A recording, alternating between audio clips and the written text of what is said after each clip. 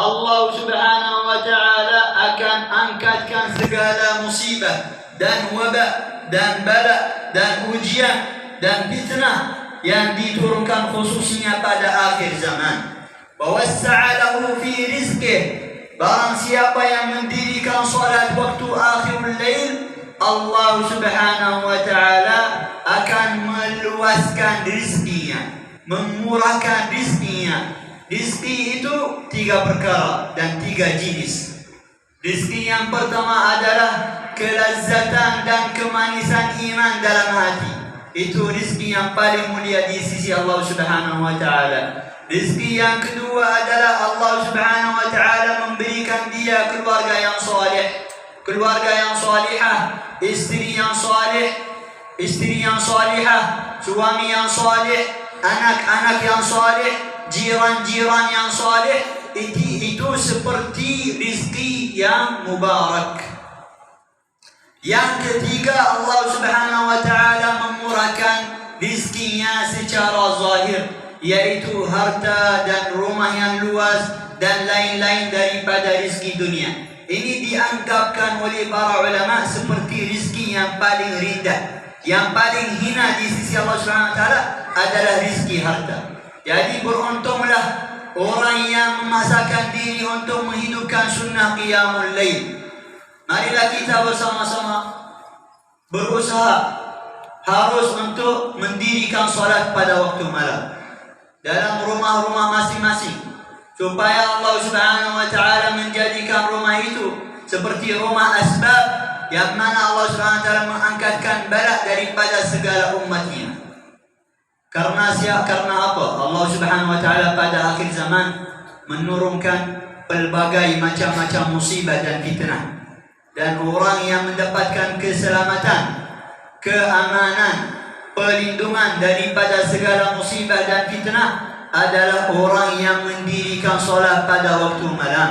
Ibadah yang penuh dengan ikhlas, yang mana tiada ada orang manusia yang melihat kepada kamu pada waktu yang tersebut.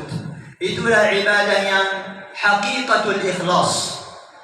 Di antara amalan yang mendekatkan kita daripada Allah Subhanahu wa Ta'ala adalah bila kita menjagai anak-anak yatim dan orang fakir dan miskin di kalangan kita.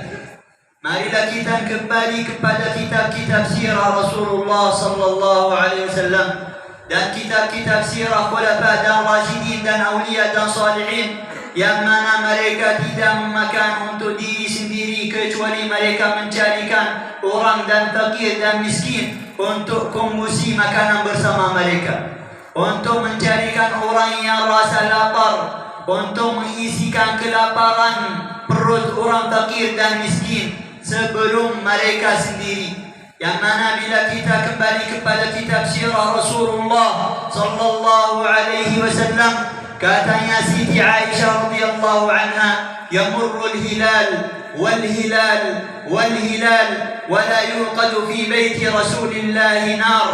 Katanya Siti Aisyah, terlalu 1 bulan dan bulan yang kedua dan bulan yang ketiga tiada ada api yang dibakarkan dalam rumah Rasulullah sallallahu alaihi wasallam. Tiada ada makanan yang dimasakkan oleh Rasulullah sallallahu alaihi wasallam. Bayangkan, hadirin hadirat, kita kena muhasabah diri sendiri. 1 bulan, 2 bulan, 3 bulan tiada ada makanan dalam rumah Rasulullah sallallahu alaihi wasallam. Katanya sahabat, wahai Aisyah, apakah makanan kamu sepanjang 3 bulan? Qalat Sayyidatuna Aisyah, al-aswadan, at-tamr wal ma'. Makanan Rasulullah sallallahu alaihi wasallam sepanjang 3 bulan hanya kurma dan air.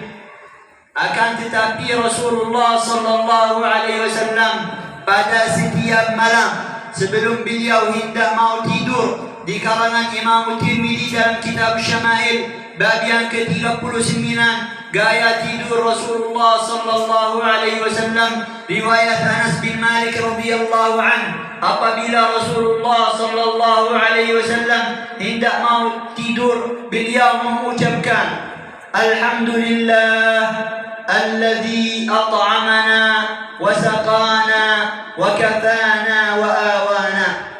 Pujian itu bagi Allah Subhanahu wa ta'ala yang telah memberikan kita makanan dan minuman dan perlindungan dan pencukupan. Ini adalah doa Rasulullah sallallahu alaihi wasallam setiap malam. Ia yang sangat menghargai nikmat yang diberikan oleh Allah Subhanahu wa taala kepadanya. Jadi ini adalah sedikit contoh yang mana kita berusaha untuk mengikuti amalan ini selagi mana kita mengikutkan sunnah Rasulullah sallallahu alaihi wasallam, selagi mana kita dalam keadaan aman dan keselamatan daripada segala fitnah dan musibah, selagi mana kita mengikuti akhlak dan adab Rasulullah sallallahu alaihi wasallam setinggi-tinggi tempat kita di sisi Allah Subhanahu wa taala. Ini yang pertama katanya Sayyidina Ali bin Abi Thalib, al-amalu bit-tanzil, amal dengan apa yang ada dalam kitab dan sunnah. Yang kedua, al-khawfu minal jalil, tanda orang ahli taqwa adalah senantiasa dalam keadaan takut kepada Allah Subhanahu wa taala. Takut daripada siksa api neraka Allah Subhanahu wa taala. Takut daripada kebencian, kemarahan Allah Subhanahu wa taala. Orang yang ahli taqwa senantiasa dalam keadaan takut murka Allah Subhanahu wa taala. Al-khawfu minal jalil, dalam keadaan beramai-ramai ataupun dalam keadaan bersendirian, dalam keadaan dihadapi orang lain ataupun dalam kamar sendiri, dalam keadaan mana-mana, kapan-kapan, bila-bila dia takut kepada Allah Subhanahu wa taala. Ini adalah tanda orang ahli taqwa, ahli hakikat taqwa. Wa khafuni in kuntum mu'minin, takutlah kamu kepada aku jikalau kamu benar-benar orang ahli iman. Khafuni in kuntum mu'minin, perkara yang menurunkan kita untuk menjadikan orang ahli takut kepada Allah Subhanahu wa taala adalah kita kena mengetahui hakikat dunia ini. Hakikat dunia ini untuk sebentar sahaja. Kehidupan yang kekal selama abadinya adalah kehidupan akhirat. Dunia ini adalah tempat orang yang bermusafir. Destinasi kita adalah akhirat. Tempat yang kita kena isikan dalam amalan soleh. Tempat yang kita kena siapkan untuk duduk dalamnya selama-lamanya adalah kubur kita. Bagaimana keadaan kita bersama Al-Quran Al-Karim? Berapa muka surat yang kita baca setiap hari dan setiap malam hari?